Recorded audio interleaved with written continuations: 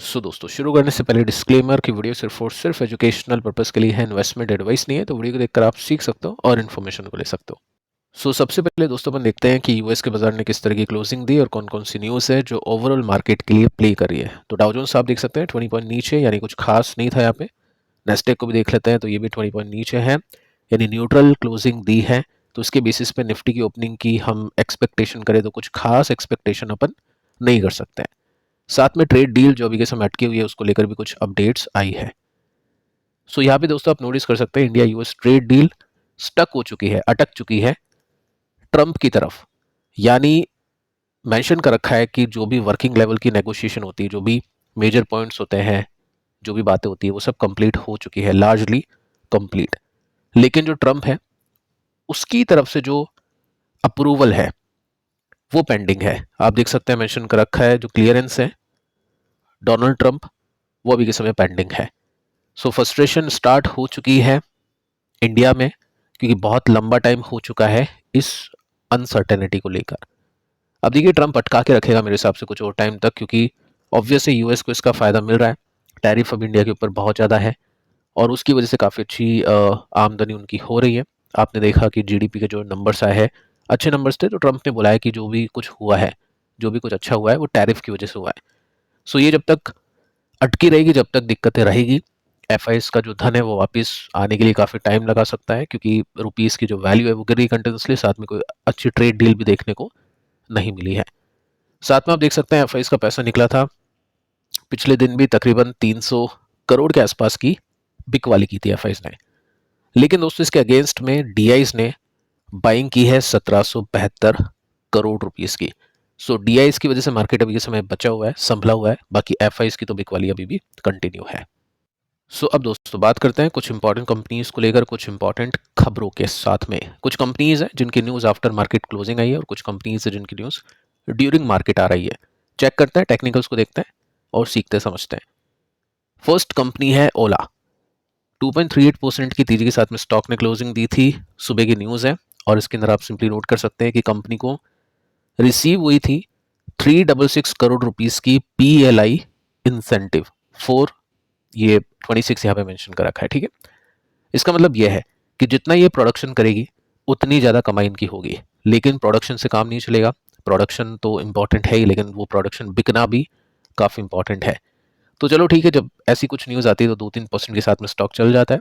वो चीज़ आप इसमें नोटिस कर सकते हैं। ओवरऑल सिचुएशन क्या है टेक्निकल्स में आगे चल के एक साथ देखते हैं सभी कंपनी के स्टॉक्स की। सेकेंड जो न्यूज़ है वो है लेंसकार्ट की। स्टॉक ने कुछ खास अच्छा परफॉर्म नहीं किया। लेंसकार्ट सिंगापुर ये अक्वायर करेगा 29% स्टेक एक कोरियन ऑप्टिकल स्टार्टअप की 18 करोड़ रुपीस में, ठीक है। तो ये जो न्यूज़ है वो लेंसकार्ट के लिए काफ़ी इंपॉर्टेंट है। आगे चलते हैं। आईएक्स स्टॉक ने 2-3% की डुबकी लगाई इस न्यूज़ के बाद में। न्यूज़ दोस्तों ये है कि जो रेगुलेटर है वो यहाँ पे ट्रांजैक्शन फीस पावर एक्सचेंज की कम कर सकता है, क्योंकि कंपटीशन बढ़ेगा इससे, ट्रांसपेरेंसी बढ़ेगी इससे। तो कंपटीशन बढ़ना काफ़ी इंपॉर्टेंट है। रेगुलेटर ये चाहता है आईएक्स के पास में मोनोपोली नहीं रहनी चाहिए, इस वजह से ये सब चीज़ें की जा रही है। और इसकी मोनोपोली जितनी जाएगी उतनी ही कमाई इसकी कम होगी, इन्वेस्टर्स का जो ट्रस्ट है उतना ही इससे हटेगा और स्टॉक का जो प्राइस है ना उतना ही नीचे गिरेगा। वही चीज़ आप यहाँ पे देख सकते हैं, काफ़ी टाइम से स्टॉक नीचे है और ऊपर जाने के कोई भी चांसेस अभी नहीं बन पा रहे हैं। आगे चलते हैं। नेक्स्ट कंपनी एचएएल, और इसमें स्टॉक ने कुछ खास तेजी नहीं दिखाई। न्यूज़ ये है defence acquisition council expected to approve defence contracts. 80,000 crore के आसपास की जो वैल्यू है उसका अप्रूवल मिल सकता है। न्यूज़ काफ़ी अच्छी है एचएएल के लिए, बीएल के लिए, बीडीएल के लिए। स्टॉक ने कुछ खास तेजी पकड़ी नहीं, क्योंकि ओवरऑल जो बजट की न्यूज़ आती है उसके हिसाब से स्टॉक चलते गिरते रहता है। अगेन मैं आपको बता चुका हूँ कि अगर आपको इंडेक्स को देखना है तो इंडेक्स के अंदर जैसे एमओ डिफेंस करके ईटीएफ है, या फिर जो भी ईटीएफ हो सकता है या म्यूचुअल फंड हो सकता है, कोई इंडेक्स इन्वेस्टर लेना चाहता है तो उसमें जो मेजर होल्डिंग होती है ना वो इस कंपनी की होती है। यानी जैसे निफ्टी में रिलायंस है वैसे डिफेंस के अंदर एचएल है।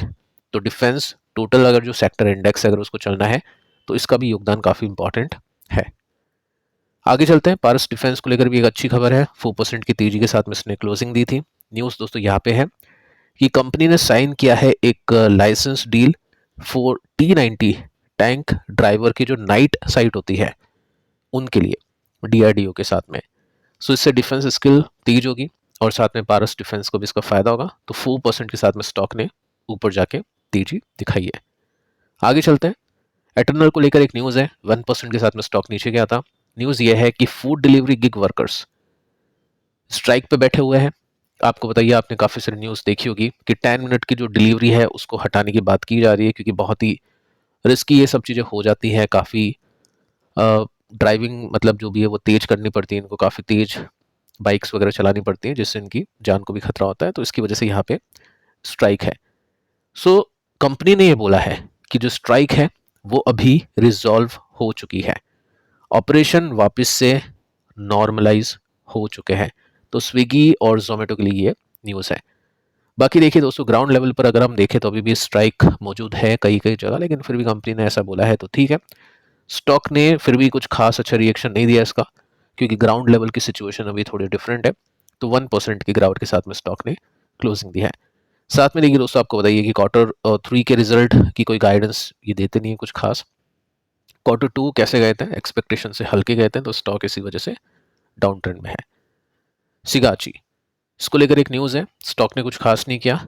बोर्ड मीटिंग सेट हो चुकी है 31 दिसंबर की। डिस्कस करेगी कंपनी फंड रेज के बारे में, और इस वजह से स्टॉक के प्राइस में थोड़ी सी गिरावट आई है। इसको ओवरऑल अपन देखते हैं सीखने के हिसाब से, टेक्निकल्स में काफ़ी कुछ इसमें सीखने को है। आगे चलते हैं। कोफोर्स को लेकर भी एक न्यूज़ है जो मैं आपको बता चुका था कि यहाँ पे फंड रेजिंग की प्लानिंग है और वो सब चीज़ें आ चुकी हैं। अभी कितना कैसा पैसे उठाए जाएंगे। सो कंपनी को अप्रूवल मिल चुका है कैपिटल रेज करने का, क्वालिफाइड इंस्टीट्यूशनल प्लेसमेंट से यानी QIP के जरिए 100% बाइंग की जाएगी। और यहाँ पे आप देख सकते हैं जो प्राइस है, कितने रुपए में स्टॉक बेचा जाएगा, वो यहाँ पे आप देख सकते हैं 1815 रुपीज़ की बात की जा रही है। और स्वैप एग्रीमेंट के चलते ये किया जाएगा। $550 मिलियन यहाँ पे QIP के जरिए रेस की जाएगी कंपनी की तरफ से। देखो न्यूज़ सही है, दो तरह के देखते हैं न्यूज़ इसमें कि कंपनी के पास में क्या पैसे इतने नहीं है कि कंपनी अपने बिजनेस को चला पाए, वो नेगेटिवली। साथ में ठीक है, कई लोग ये भी देखते हैं कि चलिए कंपनी पैसा उठा रही है तो कंपनी उसको यूज़ करेगी फर्दर ग्रोथ के अंदर। मैटर ये है कि स्टॉक का जो प्राइस है वो गिर क्यों रहा है, क्योंकि क्वार्टर 3 की जो गाइडेंस है वो खराब दी थी कंपनी ने, क्वार्टर 2 के रिजल्ट कुछ ढीले से गए थे। थर्ड पॉइंट हमने ये देखा कि इस बार मार्जिन कंपनी के कम हो गए, पेमेंट जो सैलरीज है वो बढ़ाई है कंपनी ने, तो ये सब चीज़ें यहाँ पे प्ले करी। जो अपन देख चुके हैं कि रेसिस्टेंस इसने लिया था उसके बाद में स्टॉक नीचे है। पॉइंट ये है कि अपने सपोर्ट पे आया या फिर नहीं, उसको टेक्निकल्स में देखते हैं। नेक्स्ट जो कंपनी है इसका नाम है EMIL। शाम को आफ्टर मार्केट क्लोजिंग ये न्यूज़ हमने देखी और इसके अंदर ये है कि बोर्ड ने अप्रूव कर दिया है एक्सप्लोरिंग न्यू एक्सपेंशन अपॉर्चुनिटीज। अच्छी न्यूज़ है कि कंपनी एक्सपेंशन करेगी, अलग अलग जगह स्टोर्स कंपनी अपने बढ़ाने वाली है, तो ये एक अच्छी न्यूज़ के रूप में हम इसको देख सकते हैं। अब इसके बाद में दोस्तों लास्ट न्यूज़ को देखते हैं और मतलब कंपनी की न्यूज़ को देखते हैं। यहाँ पे 2% की गिरावट हुई लक्ष्मी ऑर्गेनिक्स में। सो यहाँ पे दोस्तों ये है, इसके ऊपर कुछ एलिगेशंस लगे थे कि एनवायरनमेंट को ये नुकसान पहुंचा रही है, तो कंपनी ने उसको एक्सप्लेन किया और कंपनी ने मना किया कि जो भी मिसलीडिंग मीडिया कंपैरिजंस और ये सब चीज़ें आप देख रहे हैं वो सब चीज़ें गलत है। अब देखिए सबसे पहले अपन क्या करते हैं, इसी के टेक्निकल्स को देखते हैं, क्योंकि यहाँ पे भी काफ़ी कुछ है सीखने को। और देखो जब भी ऐसा कोई चार्ट बनता है ना तो वो सिंपल डाउन ट्रेंड होता है, वो सिंपल बेरिश चार्ट होता है। इसका मतलब होता है कि पैसे डुबाने वाला चार्ट, कि कंपनी का स्टॉक गिरा, सपोर्ट लिया, मैनेज नहीं कर पाया, उसको तोड़ दिया, वो सपोर्ट रेसिस्टेंस हो गया, उसके ऊपर आ जाता है तो वेल एंड गुड, अच्छी बात है।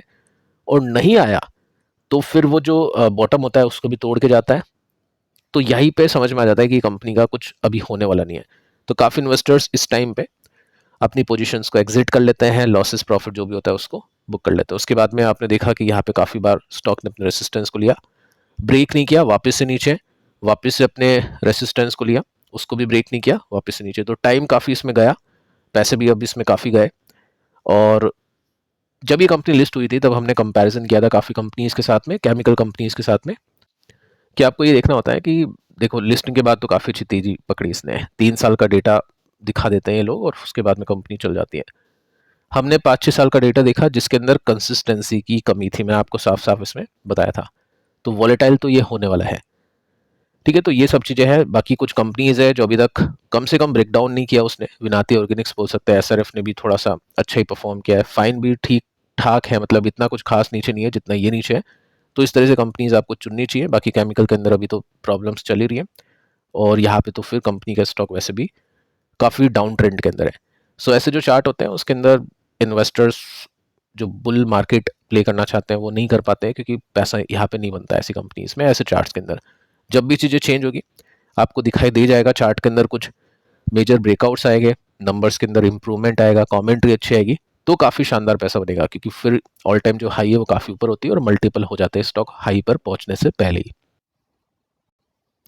अब देखिए दोस्तों, और कुछ कंपनीज को देखते हैं जो अपन ने अभी बात की थी न्यूज़ के बेसिस पे। तो ओला को देखते हैं। यहाँ पे ओला के अंदर न्यूज़ थी, ठीक है कि 300 करोड़ रुपीस की कमाई हो गई, लेकिन वही बात है कि कंपनी प्रोडक्शन लिंक इंसेंटिव का फ़ायदा तो उठा गई, लेकिन कंपनी अपने प्रोडक्ट्स को बेच नहीं पा रही इतना कुछ खास, क्योंकि सर्विस सेंटर की काफ़ी न्यूज़ आती है कि काफ़ी ख़राब है सर्विस इनकी, और एथर अभी के समय काफ़ी अच्छा परफॉर्म करा है। तो ये सब चीज़ें हैं, इसके भी टेक्निकल्स अभी के समय काफ़ी ख़राब है, वो चार्ट के अंदर आप देख के समझ सकते हैं।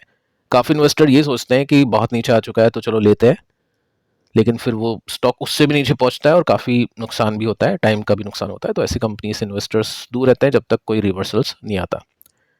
इसके बाद में लेंसकार्ट, ये नेक्स्ट कंपनी है, और इसमें आप देखोगे ना तो यहाँ पे एक फ्लैग पैटर्न बना था लिस्टिंग के बाद में, रिवर्सल हुआ, उसके अंदर ब्रेकआउट हुआ।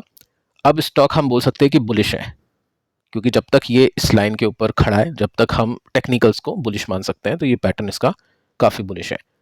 सो अगर इस क्वार्टर में नंबर्स अच्छे आ जाते हैं तो काफ़ी अच्छी तेजी की एक्सपेक्टेशन यहाँ पे इन्वेस्टर्स करने वाला है। इसके बाद में देखिए नेक्स्ट जो कंपनी है इसका नाम है IEX। मोनोपोली खींचने की पूरी तैयारी से की जा रही है, और जैसी न्यूज़ आई थी वैसे स्टॉक गिरा था। कुछ नहीं है अभी इसके अंदर, थोड़ी सी तेजी कभी हो गई तो हो गई, बाकी फंडामेंटली कोई सपोर्ट इसके पास में नहीं है और टेक्निकली भी कोई सपोर्ट इसके पास में नहीं है। नेक्स्ट जो कंपनी है दोस्तों इसका नाम है HAL। 80,000 करोड़ की अप्रूवल मिल चुकी है इन सभी डिफेंस कंपनीज को लेकर, तो हो सकता है कुछ ऑर्डर्स मिले। गैप अभी है इसके अंदर अपने रेसिस्टेंस पे पहुंचने का। वैसे डाउन ट्रेंड आप इसमें देख सकते हैं, कुछ बड़ा डाउन ट्रेंड नहीं है, लेकिन स्टिल स्टॉक थोड़ा सा नीचे जाने की कोशिश कर रहा है। रेसिस्टेंस लिया, सपोर्ट लिया, वापस से रेसिस्टेंस लेता है, तो 10% का गैप इसमें देखने को मिल रहा है। अब बजट को लेकर कुछ अच्छी एक्सपेक्टेशन यहाँ पे हो गई, और बजट से पहले अगर इसमें तेजी आ गई तो ये 10% ईजिली कंप्लीट हो जाता है, कोई बड़ी बात यहाँ पे नहीं होती है। बाकी जो नेक्स्ट कंपनी है इसका नाम है पारस डिफेंस। इसके अंदर भी वही सीन है, सपोर्ट टू रेसिस्टेंस जाने की कोशिश करा है HL की तरह, जो कि गैप इसके अंदर भी 10-11% का ही देखने को मिल जाता है। आगे चलते दोस्तों, नेक्स्ट कंपनी है एटर्नल, यानी जोमेटो हम इसको बोल सकते हैं। और इसके अंदर आपको पता ही है सीन क्या चल रहा है, नंबर्स अच्छे नहीं आए हैं, गाइडेंस ही कुछ खास देते नहीं है, सरप्राइज मिलता है फिर नंबर्स के अंदर कि नंबर्स अच्छे आ गए तो बहुत अच्छी तेजी आती है, अदरवाइज बड़ी गिरावट आती है। तो स्टॉक ऊपर से 23% नीचे आ चुका है। निफ्टी की कंपनी है, 20% गिर चुकी है, डेफिनेटली इन्वेस्टर्स के रडार पे होगा। जैसे ही नंबर्स अच्छे आते हैं, जैसे ही कुछ रिवर्सल होता है, इन्वेस्टर्स यहाँ पे फोकस करने वाले हैं। तो फिलहाल के लिए तो चलो ठीक है, स्टॉक अभी डाउन ट्रेंड के अंदर है, जितना गिरता है उसको उतना गिरने देंगे इन्वेस्टर्स, उसके बाद में जैसे रिवर्सल होगा यहाँ पे प्ले करेंगे। अगली जो कंपनी है इसका नाम है सिगाची। देखो यहाँ पे सीखने को काफी कुछ है। सिगाची ने बहुत अच्छी तेजी पकड़ी थी, ये जस्ट एक पैनी कंपनी है, बहुत छोटा मार्केट कैप इसका। यहाँ पे एक अच्छा रिवर्सल निकाला, कैसे पता चला, यहाँ पे अच्छे नंबर्स आए, स्टॉक रिवर्स हो गया, वॉल्यूम काफ़ी अच्छे बने, तो रिवर्सल कंप्लीट करते करते 83% ऊपर इसने इन्वेस्टर्स को दिया। उसके बाद में आप देखो यहाँ पे भी एक काफ़ी अच्छी कैंडल बनी, एक और ब्रेकआउट हुआ, और उसके बाद में अगेन वापस से 50% ये चल गया। लेकिन वही चीज़ है, कंपनी सस्टेन नहीं कर पाई, क्योंकि जब टोटल सेक्टर अगर अच्छा परफॉर्म नहीं करेगा तो कंपनी हो सकता है कुछ क्वार्टर के लिए अच्छा कर जाए, लेकिन वो कंपनी कुछ साल के लिए अच्छा कर ही नहीं सकती, क्योंकि उसके पास में सेक्टर का सपोर्ट है ही नहीं। सो ये सब चीज़ें आपको देखनी है, सेक्टर कौन सा अच्छा कर रहा है, कौन सा अच्छा नहीं कर रहा है, क्योंकि जब तक सेक्टर टोटल नहीं चलेगा जब तक कंपनी टिकेगी नहीं ऊपर। उसके बाद में चीज़ें खराब होती है, प्रॉफिट बुकिंग भी करना काफ़ी इंपॉर्टेंट होता है, नंबर्स खराब आना शुरू हुए, कमेंट्री खराब आनी शुरू हुई, उसके बाद में वापस से स्टॉक अभी डाउन ट्रेंड के अंदर जा रहा है। अगली जो कंपनी है इसका नाम है EMIL, और इसकी भी सिचुएशन अभी ख़राब ही चल रही है, क्योंकि यहाँ पे एक ब्रेकडाउन इसने दिया, उस रेसिस्टेंस को ब्रेक नहीं कर पाया, वापस से एक ब्रेकडाउन इसमें देखने को मिल रहा है। तो स्मॉल एंड मिड कैप देखिए जब चलेगा ना, तो ये सब कंपनीज ऑटोमेटिकली चलना शुरू कर देगी, क्योंकि अभी इनकी जो वैल्यूएशन है काफ़ी कम मार्केट दे रहा है, और नंबर्स कैसे भी आए मार्केट अभी वैल्यूएशन इनको नहीं देगा, क्योंकि स्मॉल एंड मिड कैप का सीन अभी आपको बताइए किस तरह से चल रहा है। काफ़ी डेटा मैं आपको दे चुका हूँ कि लार्ज कैप को अंडर परफॉर्म करता है स्मॉल एंड मिड कैप जब करेक्शन होता है। तो बल्क में चलेगी ये स्टॉक्स, एक एक स्टॉक चलना काफ़ी डिफिकल्ट है, तो उस बेसिस पे हम इसको देख सकते हैं। इसके बाद में देखिए दोस्तों, नेक्स्ट जो कंपनी है इसका नाम है कोफोर्ज। कोफोर्ज जैसे कि हमने बात की है, कोफोर्ज के अंदर क्या हुआ, नंबर्स अच्छे नहीं आने की गाइडेंस है Q3 के अंदर, तो पहले ही प्रॉफिट की बुकिंग यहाँ पे चल रही है, रेसिस्टेंस लिया, अब देखिए जाके ये आ चुका है अपने सपोर्ट पर। अब यहाँ पे अगर ये सस्टेन करता है तो अच्छी बात है, लेकिन अगर ये इसको तोड़ देता है तो फिर यहाँ पे ट्रबल बढ़ सकता है, फिर यहाँ पे दिक्कतें बढ़ सकती है। सो फिलहाल दोस्तों इस वीडियो में इतना ही, प्रीवियस वीडियोस को आप देख लेना, वो भी काफ़ी इंपॉर्टेंट है। मिलता है नेक्स्ट वीडियो में, तब तक के लिए बाय बाय।